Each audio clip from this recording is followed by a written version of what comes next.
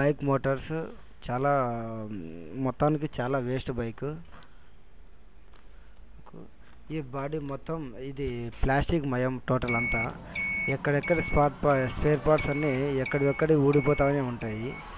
ఈ ఇది బ్యాటరీకి మాత్రమే వారంటీ, కానీ బాడీకి ఎటువంటి గ్యారంటీ లేదు.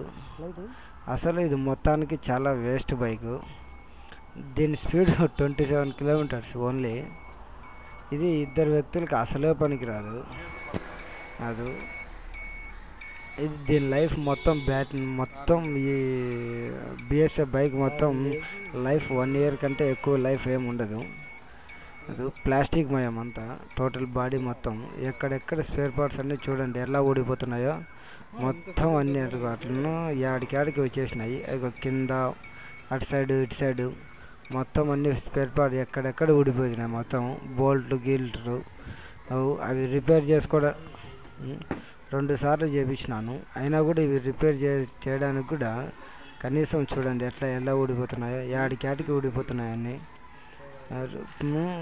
36,000 ఈ 36,000 రూపాయలు ఈ బైక్ ఖరీదు. అది ఎందుకు అసలు పనికి రావడం లేదు. కనీసం ఎవరే కానీ 10,000 కూడా తీసుకునే పొజిషన్ ఉంది. తీసుకొని చూడండి ఎలా ఊడిపోతున్నాయని. కనీసం ఇది తీసుకొని 1 ఇయర్ కాదు 6 మంత్స్ ఓన్లీ నేను తీసుకొని. దీని లైఫ్ మొత్తం అసలు చాలా చూడండి ఎలా పోతున్నాయో చూడండి. అది అసలు నా బైక్ తోలకోకుండా ఇంట్లో పడేసామండి. అసలు ఎందుకు పనికిరాని బైక్, చాలా వేస్ట్ బైక్. చెప్పా ఇది దీని మీద ఒకటి తప్ప ఇద్దరికి అసలే పనికిరాదు.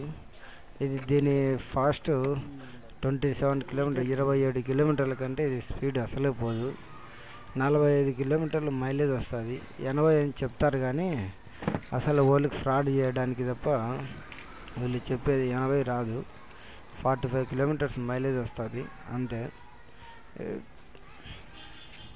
చూడండి బైక్ చూడండి ఎవరైనా ఎందుకు పనికిరా. అదే చెప్పినాలే.